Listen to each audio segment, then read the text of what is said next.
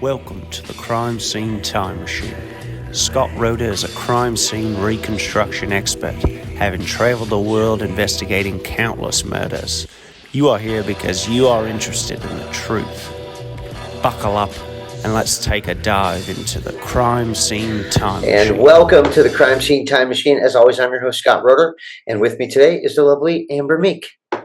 Hello? And we love you, Planet Earth. We Today, do. yes, we do. And today we are going to be talking about Luigi Mangione again.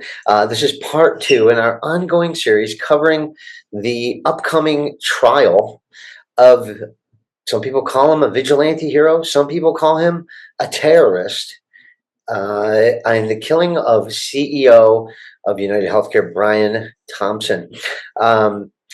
Amber, I think the thing that we wanted to kind of get into today a little bit was whether or not the charge of terrorism has any precedent in a case like this, and whether or not the charge of terrorism is valid, or if there are some alternative motives to this particular charge.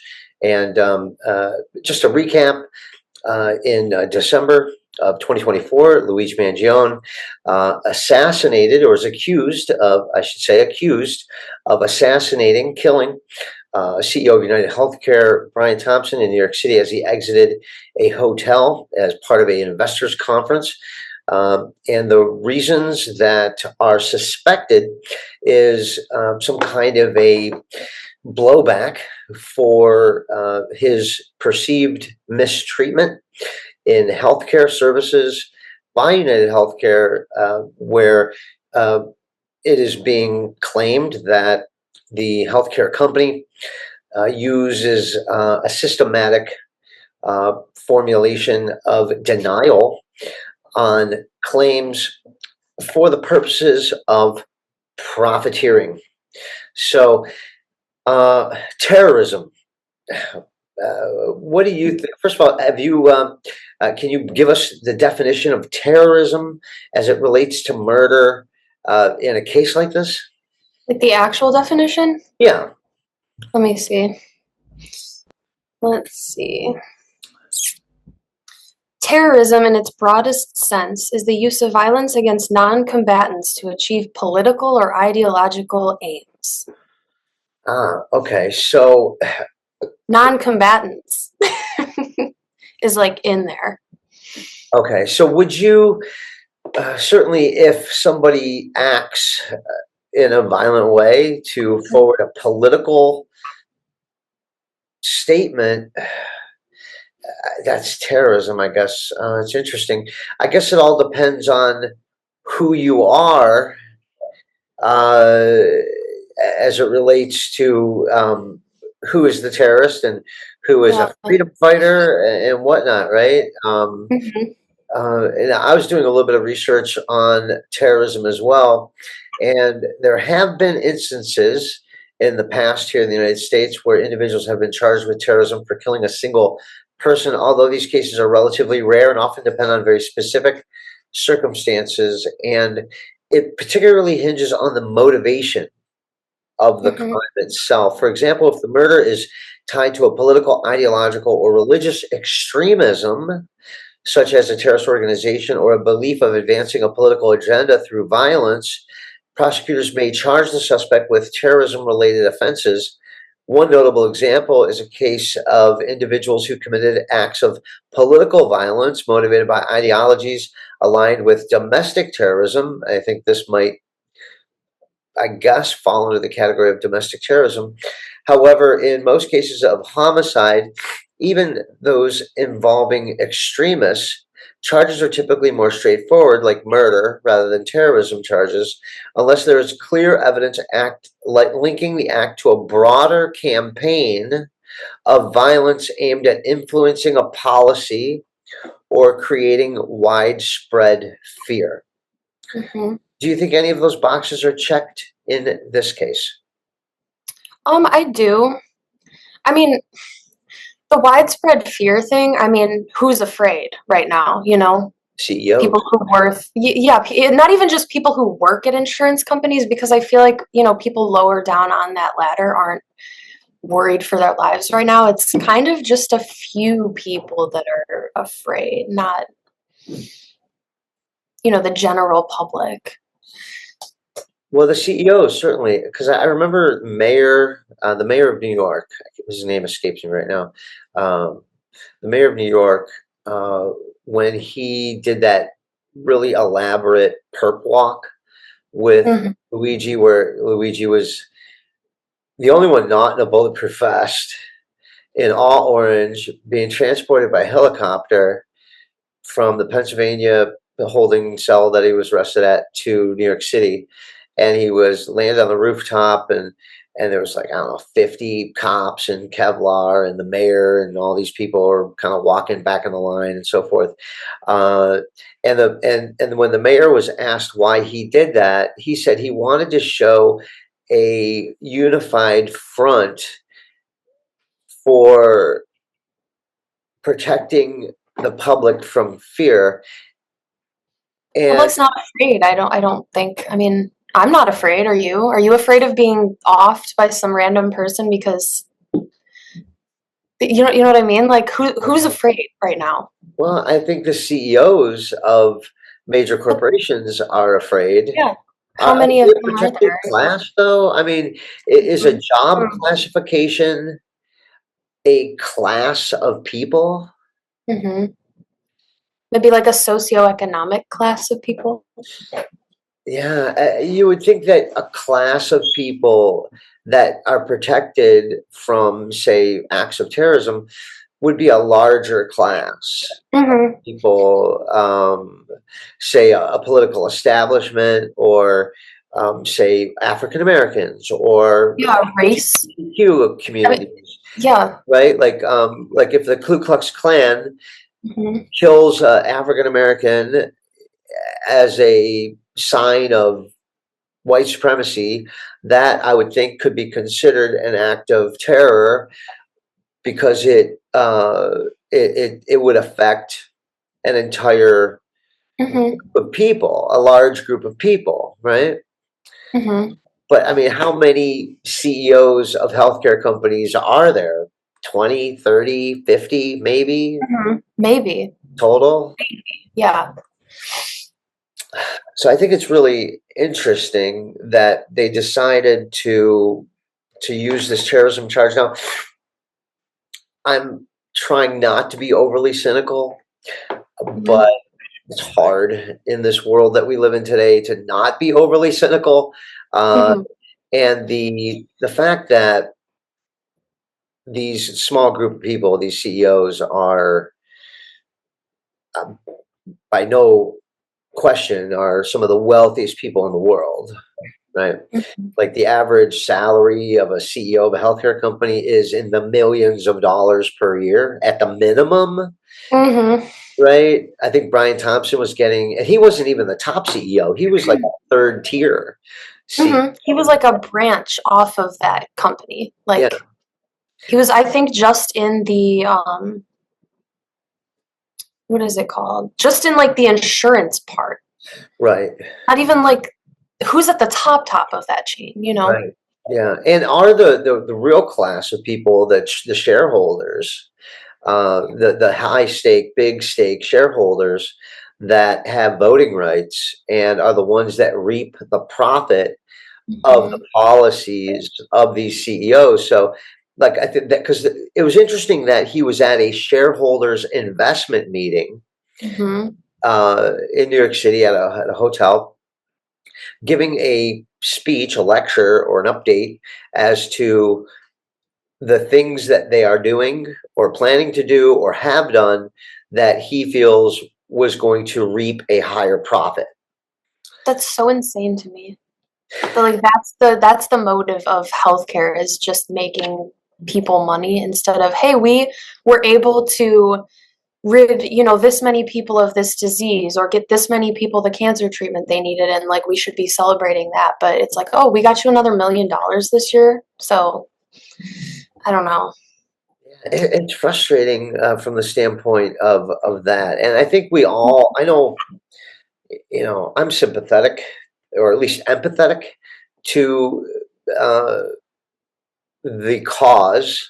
Hmm. Certainly I don't advocate violence or assassination of any individual person, but it begs to uh, have some moral equality. And I think we touched upon this on our last episode of what's worse, the killing of maybe thousands of people per year because of a denial of a claim uh, that may have no basis in legality or contractual obligation, but a straight denial of a claim because the algorithm has figured out that if you deny all claims, Hmm. of those people are not going to reapply because of the bureaucracy. And you're surely going to make more money by frustrating your client base. Hmm.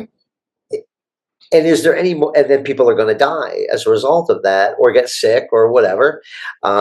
Certainly be harmed in a substantial way. And is there any moral? And this is my question to you: is there a moral equivalency between that kind of systematic violence inherent in the system versus violence inherent in the blowback from that system? What do you mean? Is there an equivalent? Like a moral equivalency, is it? I guess that kind of goes to the vigilantism of it, Mhm. like if nobody is sticking up for the little guy, and then one of these little guys sticks up for all the little guys and takes down one of the big guys, is there any moral equivalency regarding the killing of one man versus the killing of one man for the reason of his policies leading to the death of many? Is there an equivalency there in that both are wrong on the same level, Um, or is one worse than the other? well, if one is causing the deaths of many, obviously more people dying is, generally a worse thing. Especially, these people are just living their lives, they're sick. They're already kind of um vulnerable, You know, you know, and they're kind of preying on the vulnerable people in a way. Not like directly, I guess, or directly. We don't know what goes on in the meetings, We don't know if they're like, you know what, like, fuck these people. Like, we're going to make all this extra money. Like, they're dying anyway. Like, could they be saying that? Maybe. They might be saying, you know what, we've been really trying hard to help these people out, but it's starting to bankrupt us, all this treatment and blah, blah, blah. But then it's like, look at other countries where these things aren't costing that much money. So it's like, who's lying? oh yeah, certainly. Who's lying? When I was Down in the chain. Japan in December of 2024, I got a really bad stomach virus, probably from airplane food or something. Oh, yeah, geez. And I ended up having to go to the hospital at the airport in Japan because I was getting ready for my flight, and I got horribly sick, and I just couldn't even stand up. This people that don't even speak English, they picked me up, they swooped me into the medical facility at the airport. There's a hospital at the airport. Yeah, where they triaged me, and then after like 2 hours, they ended up giving me an IV, and some tablets for my stomach or whatever, and I felt really good after a couple of hours, and I was able to catch my flight. Thank to them, otherwise I wouldn't have been able to be on the plane going, oh, being sick. Uh, so they patched me up really good. And just to give you an example, when I was in Los Angeles, say 2020 or 2018, I was still living in LA, and I had gotten really sick. I have a stomach issue that I've had for decades, and it was a similar issue where I got sick, and I was stayed for about 8 hours at this hospital in LA. I got an IV bag, a couple of pills, and was discharged. $18,000. Uh, and then the similar treatment, I didn't stay overnight. It was a couple hours. I did get an IV bag, got a couple of pills, got to lay down on a cot for a couple of hours, felt better, got left out. The Japanese hospital at the airport charged me $75 for that service.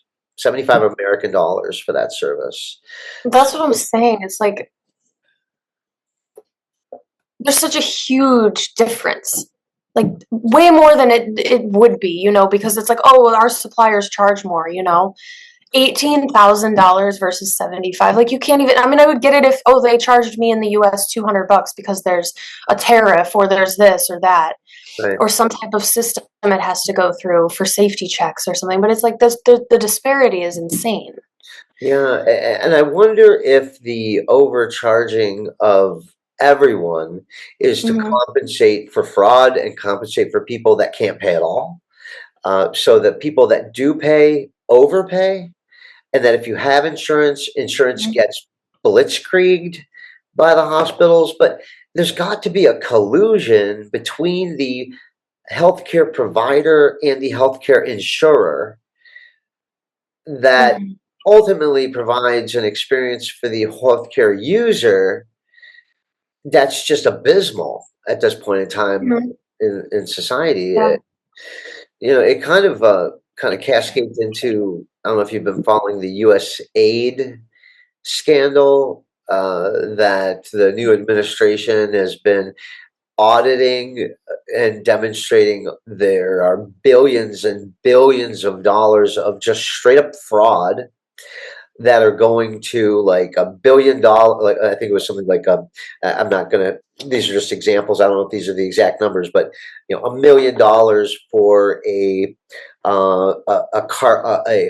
comic book in Peru on trans. $1 million. $1 million for an LGBT musical in Brazil. A $50 million for an NGO that Chelsea Clinton is the head of, and a $3 million payment that was specifically used for her wedding. That was all coming out of U.S. taxpayer dollars, and nobody has any idea that that's where this money is going. It used to be a day where the old joke was, the government is so inefficient, they're paying $500 for a toilet seat, Mhm. right? Or $500 for a screw or a hammer or something Yeah. like that. And I think people are like, that's crazy, but now I feel like they've been a bit more sneaky or intelligent in their scheming of how to skim money off of the American people by Mhm. using non-governmental organizations that are supposed to be charitable, Good Samaritan organizations, helping people get clean water or food or medicine or whatever. But it's going toward these weird things that don't Mhm. seem to be in America's interest, and certainly don't even seem to be worthwhile Yeah. spend money on. Listen, I'm all for LGBTQ rights. I think everybody has the same rights in this world. I love my trans brothers and sisters. I love my gay brothers and sisters. I have no ethical or moral issues with them at all. However, I don't believe that money from the American people should blindly go to these niche Mhm. causes that the American people didn't vote on. Mhm. And I feel like maybe the healthcare system is very similar. Mhm. That I don't think anybody out there, you, me, anyone, thinks that $18,000 is appropriate for a bag of IV saltwater fluid. Yeah, we Uh, talked about that last time. It's salt yeah, water. It's just saline. Is there any? I'm not sure about this, so I'm gonna ask you. sure. Is there anywhere that people can go to look yearly to see what tax dollars has been like spent on federally and have like a breakdown of every single thing? Is there anywhere to check that? There is a Office of Government Accountability that is supposed to be public. But I'll tell you this right now: the government has not, and the government is supposed to be audited every single Mhm. year. By Uh, who though? The government?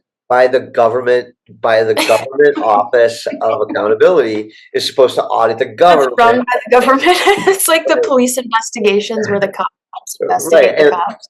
And like, for example, if you're like on the Armed Services Committee, let's say you're Senator Lindsey Graham, and he's been a senator for, I don't know, a million years, right?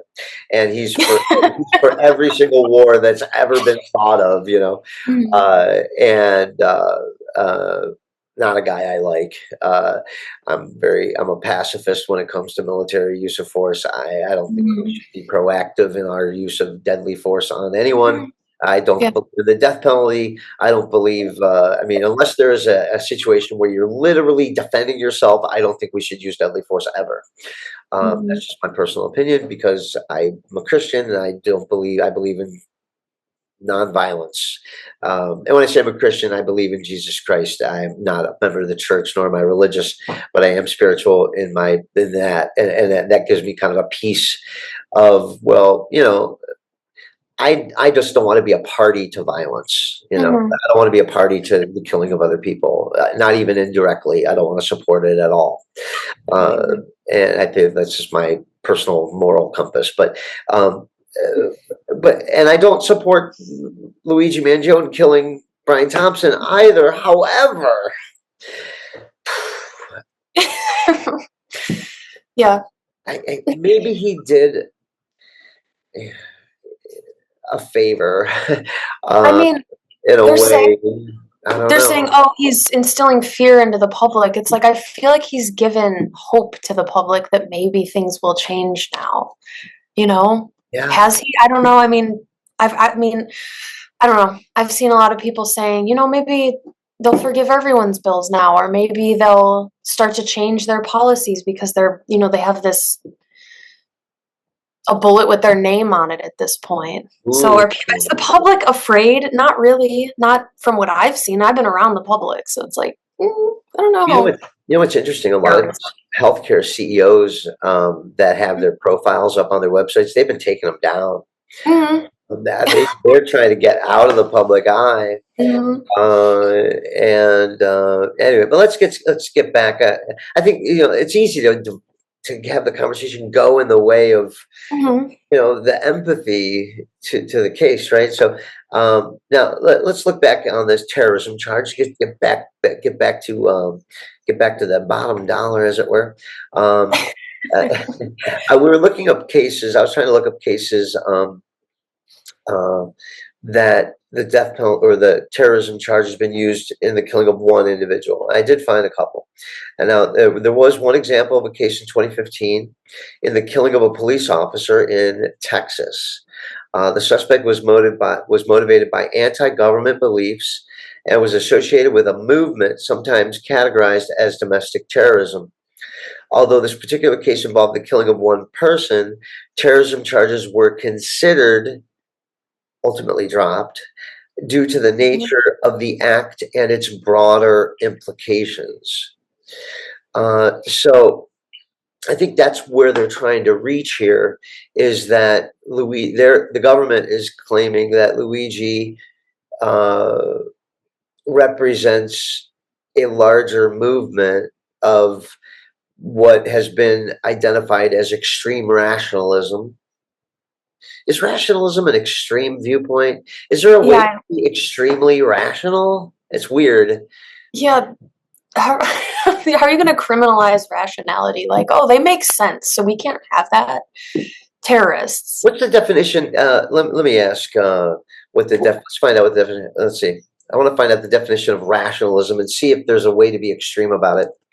What's the definition of rationalism? Okay, rationalism is a belief or theory that that opinions and actions should be based on reason and knowledge rather than religious belief or emotional responses. Philosophy, the theory that reason rather than experience is the foundation for the certainty of knowledge, and the practice of treating reason as the ultimate authority in ideology. So, rationalism is a belief or theory that opinions and actions should be based on reason and knowledge. Uh, Mhm.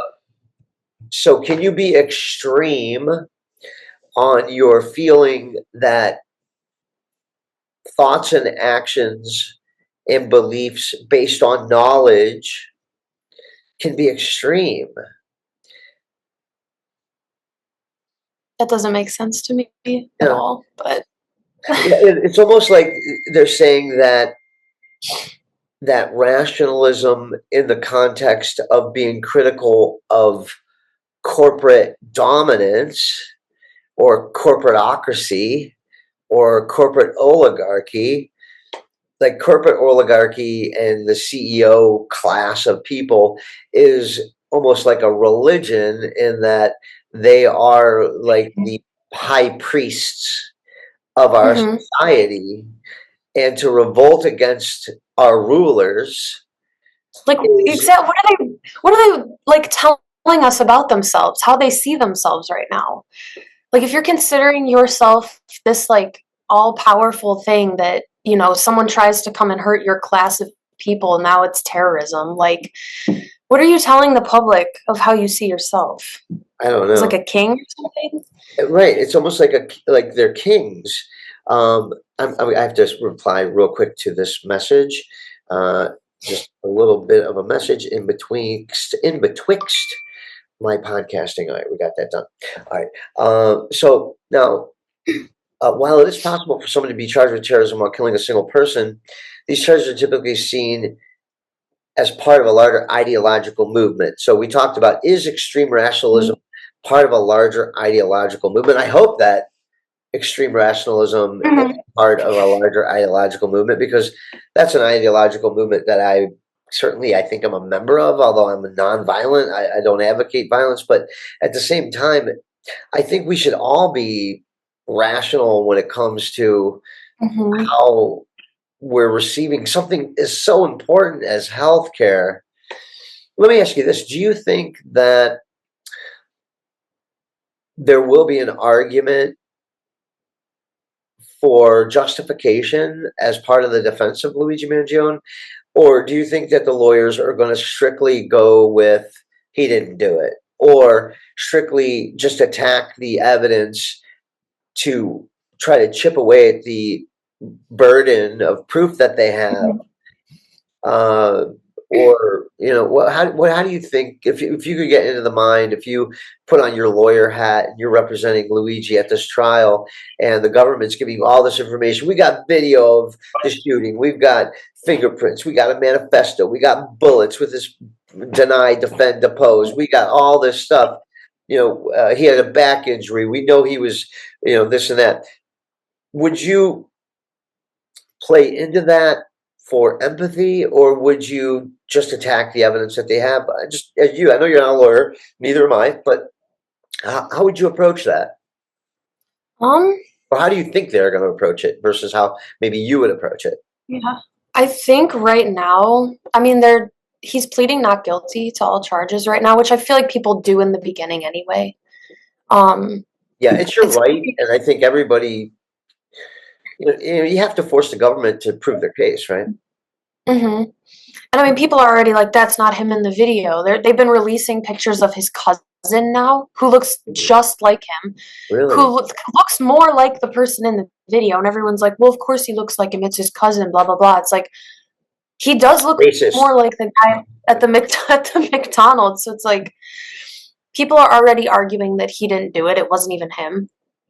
Have they proven that it's him? You know, yeah, no, they haven't proven anything. Yeah, they've just charged him, right? Gotcha.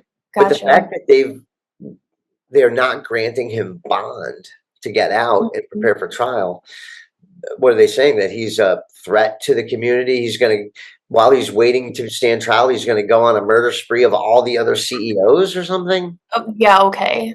Like, I mean, he's not a rapist. He's not a guy no, he's just out of the guy. bushes to kill people. He doesn't have the stamina to go do that. Doesn't he have like extreme back pain that he's unable to get treatment for? Like, yeah.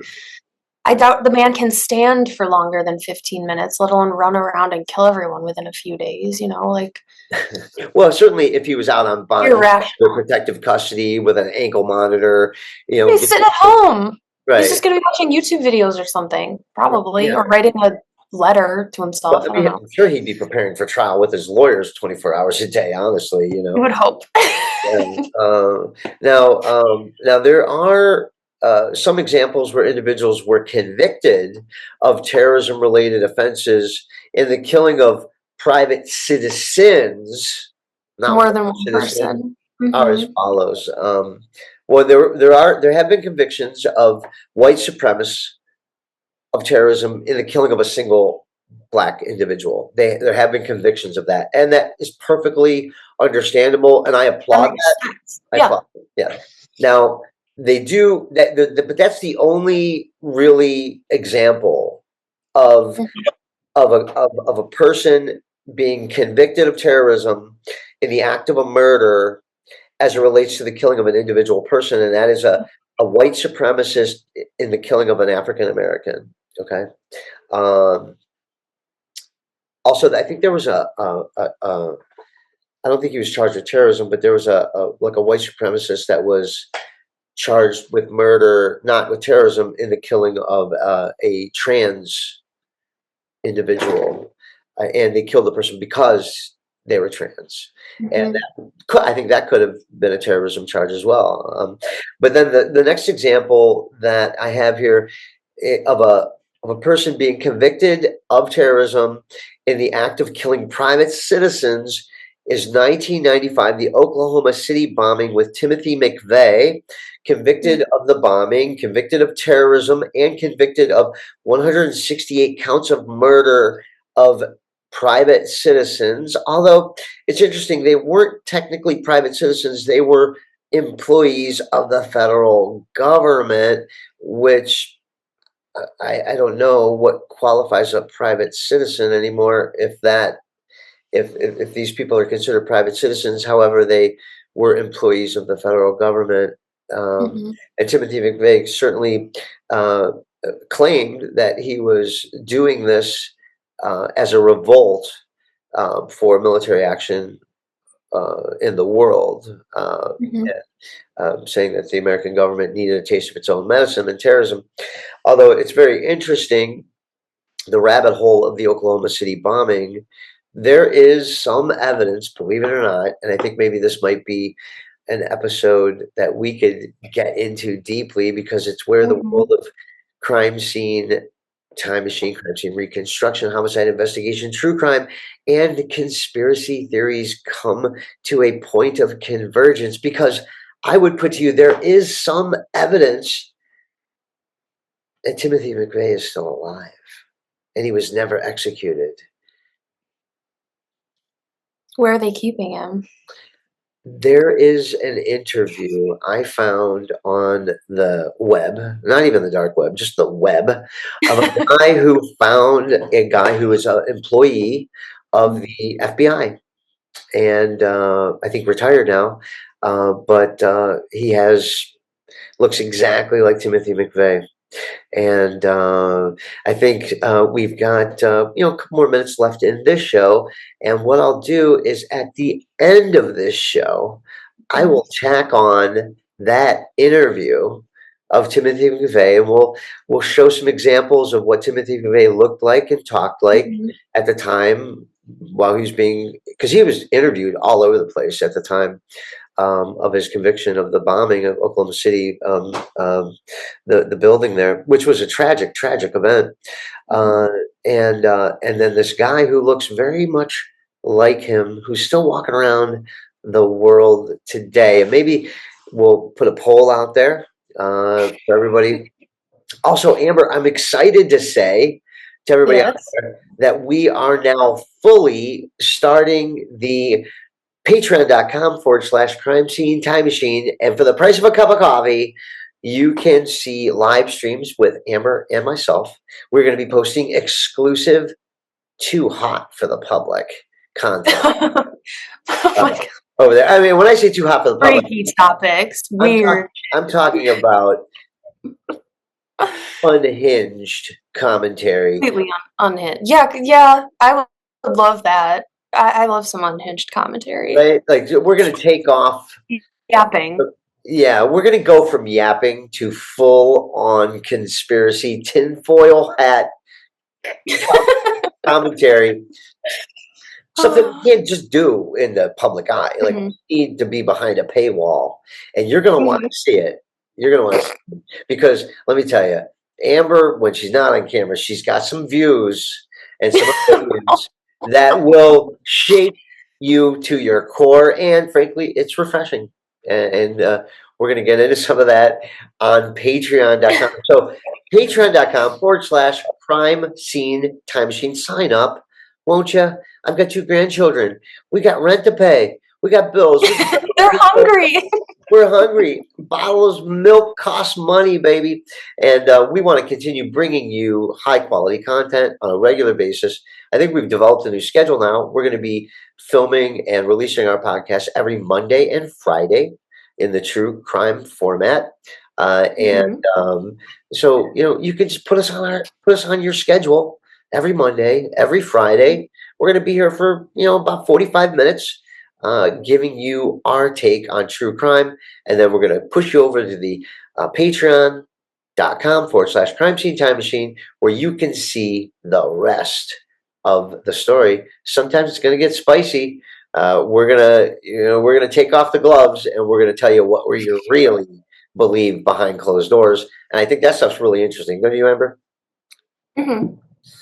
Another interesting point that I had in my notes and I want to add. Yeah, please. Because I think in our last episode, we're like, how many people think what Luigi did was okay? So I kind of looked into it a little bit. And a recent Emerson College poll found that 68% of people said that the killer's actions were unacceptable. However, 41% of those between the ages of 18 and 29 said that they found them acceptable. Oh, interesting. So, like, the younger generation are like, yes, not the majority, Right. but a lot, almost half of young people are like, you know what, I can dig it, which is weird to me. Let me ask you this. When you recently went for jury service, Mhm. how many people were in your age group? And I was looking around for that too, because it was mostly 40s, 50s, 60s. Probably out of my immediate area, there were like 300 people in there, so it Yeah. was pretty extensive. From what I saw, maybe like 10 to 20, maybe Small. closer to 20. Not a lot. It was mostly like middle-aged women in there. Yeah. Strange old men who was like just wandering around. It was a very strange experience, let me tell you. Like, it was like the night of the living dead. People were just wandering. I'm like, so go sit down. And they're like coming over by my chair because I'm by the window and the heater because it was freezing. Yeah. And they're just coming and standing there and looking out the window. Like, I'm right here. They're like snowing out there. I'm like, it's Cleveland in, January. Go sit down. What are you doing? Leave me alone. It's very strange. Weird people in jury service. Very weird people. I think it's important for people out there, if you want to affect justice, right, you need to vote, because to get on a jury, you need to be a registered voter, right? Mhm. And we all know, the older you get, the more you vote, right? Mhm. Because I don't know why, it's just the way it is. So I think we need more young people voting. Yes, please. So that we can get more young people on juries. Because I think the younger you are, the more you are in tune with the plight of of what's going on really in the world. Most people who are standing trial are younger people, or people on the margins, and I think having a more commensurate jury system that can understand the defendant as well as the prosecutor is critical. So I think we've got a little bit more to cover here. So we're going to take a quick break with an ad from our sponsors, and we'll be right back with the rest of the show. Stand by.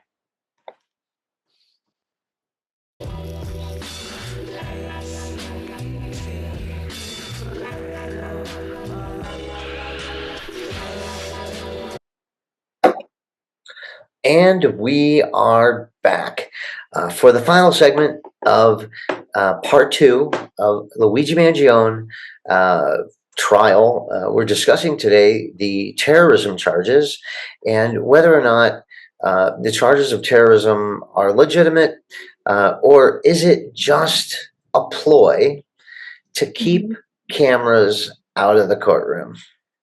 Mm-hmm. My question, I think, as I've been thinking about it,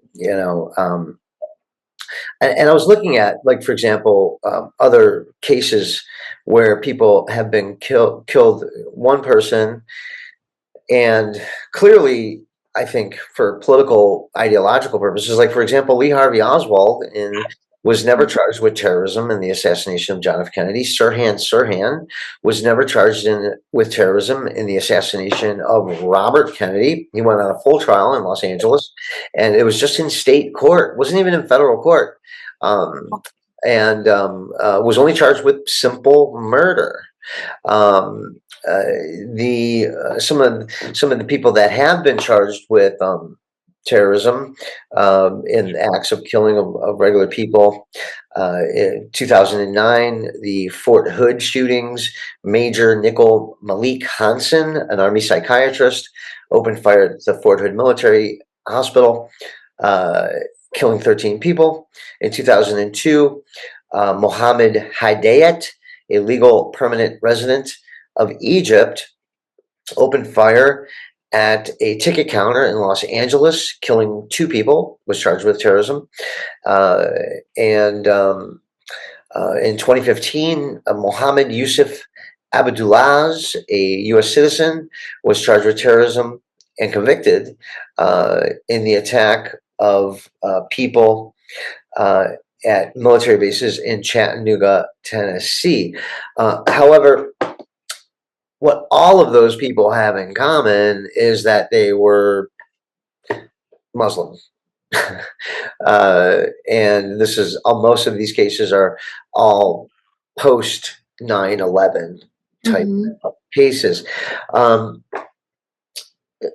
going to propose to you that I think that the terrorism charge is a ploy just to keep cameras out of the courtroom to limit the public support for Mr. Mangione during the trial itself. Yeah, for sure.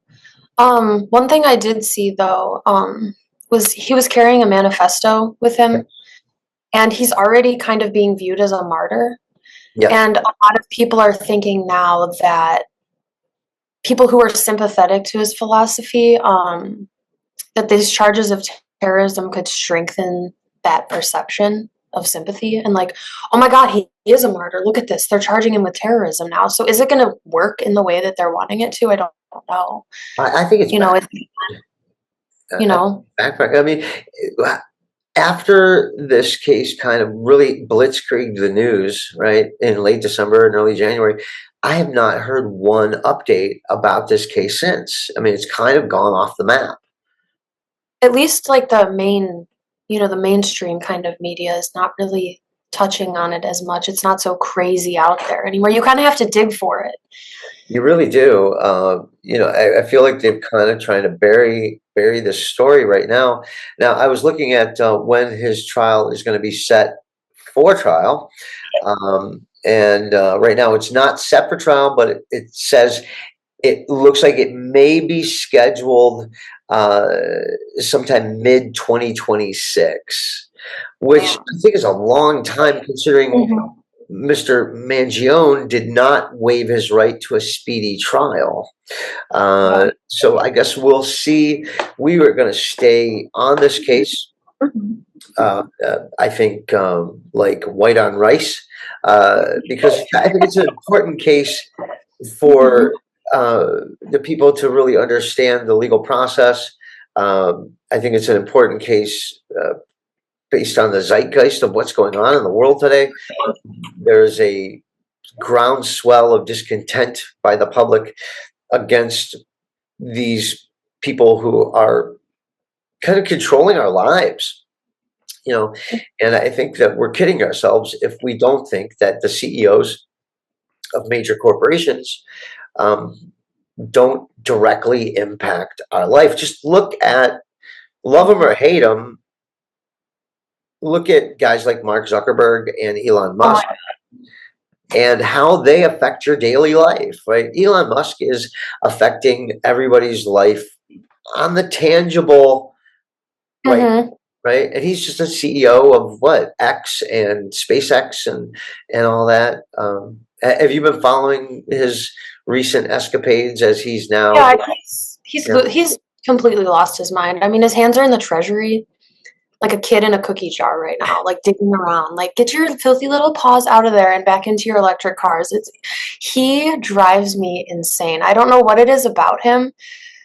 You know, on the surface level, it's his face. He just has a very, to me, punchable face. I don't enjoy what he has to say. I don't think he has good views. I think he takes credit for being this genius when in reality, like, he's just hired all these geniuses to make his cars for him and do all this stuff and all the research. And he's like, look what I've done. It's like, you haven't done anything, dude. You've paid the way for things to happen. But like, after his salute at whatever that was, I'm done. Oh, it was a Roman.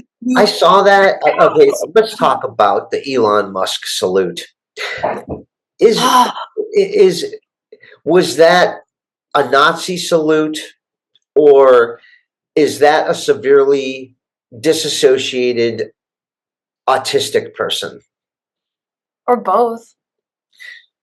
I mean, either way, he doesn't need to be in the throes of government. No one voted him in. No one's like, you know what, we want Elon to be part of this. Like, Trump's just like, you know what, you've given me enough money. I'm going to put you in this, powerful position. All right, let's piss some people off and talk a little bit of politics. Donald Trump recently came out and said that we're not going to buy Gaza. We're just going to have Gaza. And we're going to move all the Palestinians out, and we're going to build the Riviera, a nice place to live. And then, in a couple of years, the people of the area can enjoy it. One, that's crazy. I feel like that's begging for a terrorist attack in retaliation. Yeah, absolutely. Something like that. And then he's like, well, they could go to Egypt, they could go to Jordan, they could go to this Lebanon, and so forth. I have an idea. How about we send the Palestinians to Tel Aviv during the reconstruction of Gaza? Oh my God.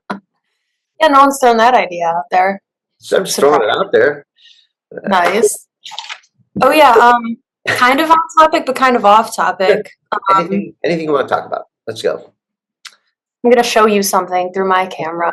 So just when people are like, oh, he's not going to do any of this, he can't do any of this, blah, blah, blah. This is Google Maps today. Oh my God, really? He did it. Literally already. Like, I mean, that's America. That is the Gulf of America now. Gulf of America. That's insane. Okay, it seems trifle, but I feel like the Gulf does have more border of America than it does Mexico. It does. It makes sense, but like everyone's like, oh, Trump can't do any of these things he's saying. He's just crazy. He's just on one. It's like he's not, though. He's doing the things that he says he's going to do because he's a psychopath. Sorry if anyone disagrees with me, all your Trump supporters. I'm not really sure. Yeah. I don't hate you, whatever, but I'm sorry, but the man has completely lost his mind. Yeah, I'm not going to disagree with you that he is possibly a psychopath. I'm just going to straight up tell everybody I did not vote last year for the election because I, at this point in my life, am a one-issue voter, and that is I'm anti-war. And it became very clear to me that Trump was going to support the Zionist movement, which is going to continue to displace the Palestinian people and continue to kill and destroy their lives. And I don't want to be a party to that. So although I think he might do some good things, I think that what they're doing with the government efficiency might be decent. I think hopefully he can bring the end to the Ukraine-Russia war. But the ideas that he's putting out there right now about Gaza are insane. Unless, of course, they want to just move those people into Tel Aviv, or maybe, why can't they go into the West Bank, which is still technically part of Palestine. I think that people have just totally forgot about the two-state solution, and the genocide is almost complete. And anybody out there who thinks that it's okay, I'm not okay with that. Hmm. And I think Trump is going to continue to perpetrate that crime on humanity. And for that reason alone, I think anybody who does that is a psychopath. I think he is bizarre and strange. But the one thing about Trump that I think he is, there's at least some sense of comfort with Trump in that he's telling you the crazy shit he's going to do, and then he does the crazy shit. Whereas other That's politicians lie and say they're not going to do crazy shit, and then they do the crazy shit. I guess at least with Trump, you know where you stand. hmm kind of, maybe. Maybe. Who knows how deep he'll delve, you know? Right now it's, with the whole mass deportations, it's like right now it's, it's them. Yeah, How long I don't before like that it's, at all. how long before it comes closer to home and then it's you that's It already being. has. Like, for example, over on the east side where you live, Yeah, there is this beautiful Mexican restaurant where like a team of ICE agents came to arrest and deport cilantro. a dishwasher. It happened at Cilantro, and so the city of Cleveland Heights named February. It was like the 6th or 7th, some Saturday that happened like right after that is Cilantro Day, and there Yeah. were so many people that flooded that restaurant with support. Like I went to go get amazing food, amazing people. It's a great place. It's been like a cornerstone of the community, and they sent a bunch of people in there, grabbed 6 people, one of which had kids at home. They're like, you know what? Sorry, like you have to go. Why? What are they doing? Listen, Anyway. if you're an undocumented person and Mhm. you're living in America and you're working and you're contributing to society and you're not committing crimes, I have no problem with you being here. Like, The, leave these people alone. They're like, "Oh, they're not paying taxes. They're getting our government, getting government help." No, they're not. They're undocumented. They literally cannot go get any type of like food stamps, a yeah. EBT, anything. They are paying taxes though. Yeah, So they're paying taxes. everybody pays taxes because the sales tax in this country is Yeah. oppressive. So anytime Mhm. you go out and buy anything, you're paying taxes. Just Yeah. because They're just not people reaping don't the pay benefits. income tax doesn't mean they're not paying taxes. Everybody pays taxes. Every time you buy food, you're paying taxes. Everything, Everything. clothes, whatever, gas in your car, Wow. all that is taxes. So I agree with you. I think the arbitrary deportation of decent people is wrong. I think that if we've got undocumented people that are convicted of crimes sitting in our prisons, I think, yeah, send them back. I think if we've Yeah, I mean, got people that get arrested smuggling drugs or human trafficking, yeah, deport them. I think those people, yeah, I think everybody would agree that we need to get rid of the bad people. Um, but I but think for the you're not a people who bad are, person just because you're undocumented. yeah, it's not even a crime, actually. It's not a federal crime to be in a country undocumented, apparently. I didn't know that. Yeah, I don't know. I'm not, I don't know all the details about that. I know from a moral perspective, we've got to be good Samaritans, and that if Yeah. people are in need of help, then we try to help them. But also, people need to help themselves and not be criminals, right? And when I say not be criminals, I don't mean undocumented as being criminal, not to be redundant, but I mean breaking real laws like, drug dealing and kidnapping and murder and all that stuff. Those are bad crimes, theft, robbery, breaking and entering, abuse, domestic violence. Those are bad things. And I think if you're undocumented and you're doing those things, yeah, maybe you should watch out for being kicked out of the country. And I think maybe I'm in support of those people being kicked out, but just regular everyday people that are getting up and going to work and trying to make money for their families and just to have a life. Yeah, no, leave those people alone, 100%. Or like help them gain citizenship. Give them an easier route because obviously, I mean, all these people don't want to be living under the radar like this. It's Right. scary. They never know when they're going to be picked up by some gigantic police officer and taken to wherever. Yeah. I mean, they're keeping these people in jails. Safety centers. No, they're detention centers and they're jails. Like, these people aren't criminals. They're in here with these wild people. It's like, dude, just give them an easier path in, because it's taking 10 to 15 years for people to even gain citizenship. Like, something is wrong in the system. Yeah, and well, I mean, and then if you look at guys, like that want to import like skilled labor immigrants for like the tech industry and things like that, those people have an easier pathway. Like, I have an employee of mine at Evidence Room that is living in exile because he was in Venezuela when their government collapsed. And he had to literally smuggle his 2 children, sell all of his computer equipment, be smuggled in the back of a van to get to Brazil. Jesus. Where we ended up trying to, outfitting him then with more equipment for computer rendering and animation and so forth.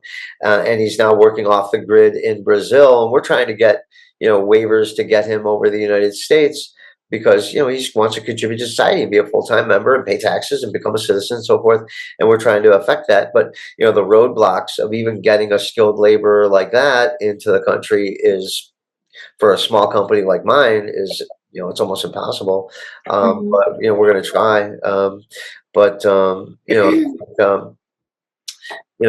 It's been an interesting conversation today, Amber. I really appreciate your contribution. I think people are really starting to pick up on the pattern that we're laying down with the duo of Amber and Scott talking to you on true crime issues and some other stuff as we go.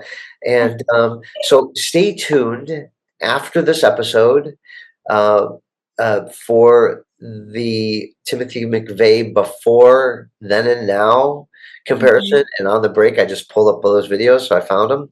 They're inexplicable.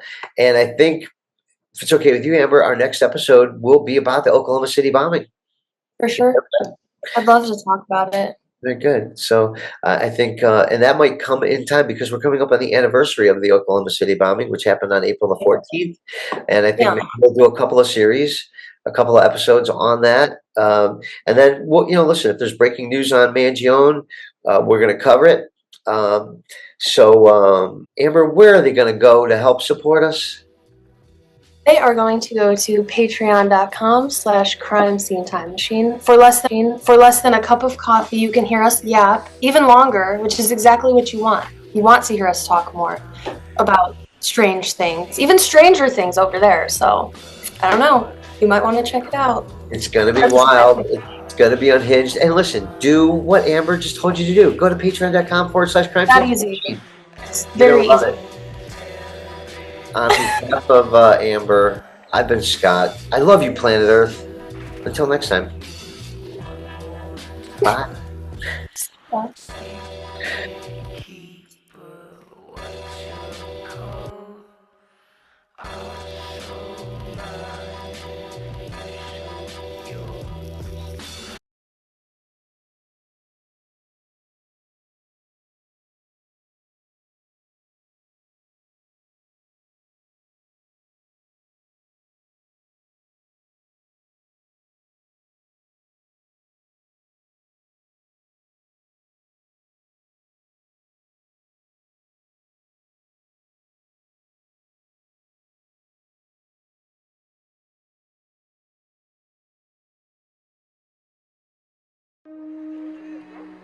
Just arrived today. I guess somebody told me a lot of people would be scared to put something on, like this. Timothy McVeigh had already apparently been very concerned about what had happened at Ruby Ridge. So he came down to Waco and sold bumper stickers with pro-gun, anti-government slogans. He saw the raid as clear evidence of what the government would do to try to confiscate guns and persecute gun owners. It's true. The Murrah building in Oklahoma City was attacked in, I believe it was 95. The downside to that was you had civilian casualties. The target is